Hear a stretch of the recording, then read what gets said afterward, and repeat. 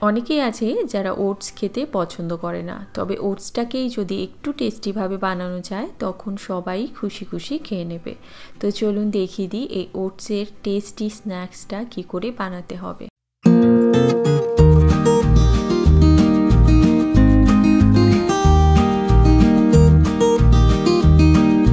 প্রথমে একটা মিক্সিং বোলের মধ্যে আমি 1.5 কাপ পরিমাণ ওটস নিয়ে নিচ্ছি, প্লেন ওটস। এই ওটসটা কিন্তু একদম পলিশ নয়, আনপলিশড ওটস, ওরকমই নেবেন তাহলে ভালো হবে। তো এই ওটসটার সঙ্গে দেব আমি 1/2 কাপ পরিমাণ সুজি। তো আপনার পুরো ওটস দিয়েও করতে পারেন, তবে সুজি দিলে একটু ক্রিস্পি হয়। 1/3 কাপ মতন টক দই, আর দিয়ে দিচ্ছি গ্রেট করা গাজর, বিনস কুচি, টমেটো কুচি, আর তার সঙ্গে অল্প নুন দিচ্ছি, আর দিয়ে দেবো আমি পেঁয়াজ কুচি। আপনারা নিরামিষ দিনে চাইলে পেঁয়াজ আর ডিমটা স্কিপ করবেন। তো এর মধ্যে ধনেপাতা কুচি দিচ্ছি, আর দিয়ে দেবো ডিম। তো প্রথমে আমি একটু মিক্স করে নিই, তারপর ডিমটা অ্যাড করব। ডিমটা পুরোপুরি অপশনাল, আমি বেশিরভাগ সময় কিন্তু ডিম ছাড়াই করি, ওতেও খুব ভালো লাগে। আপনারা ডিম ছাড়াও করবেন, আশা করছি ওতেই আরও বেশি ভালো লাগবে। তো যারা ডিম অতটা পছন্দ করেন না তারা ডিম ছাড়া ট্রাই করবেন। তো অল্প জল দিয়ে এরকম ঘন একটা ব্যাটার বানাবো।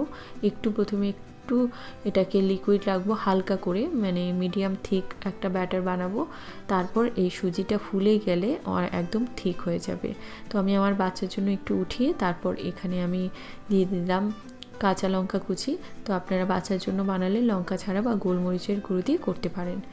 যেহেতু আমি এটা হেলদিভাবে বানাচ্ছি সেই জন্য আমি প্যানের মধ্যে, একটা কাস্ট আয়রনের প্যানের মধ্যে একটু তেল ব্রাশ করে তারপর এটাকে ছড়িয়ে দিচ্ছি, স্প্রেড করে দেব। এবারে এটাকে আমি ঢাকা দিয়ে দেবো লো আছে, যাতে করে একটা সাইড হয়ে যায়। তারপর যখন শক্ত হয়ে যাবে এই প্যানকেকটা, তখন আমি এটাকে উল্টে দেব।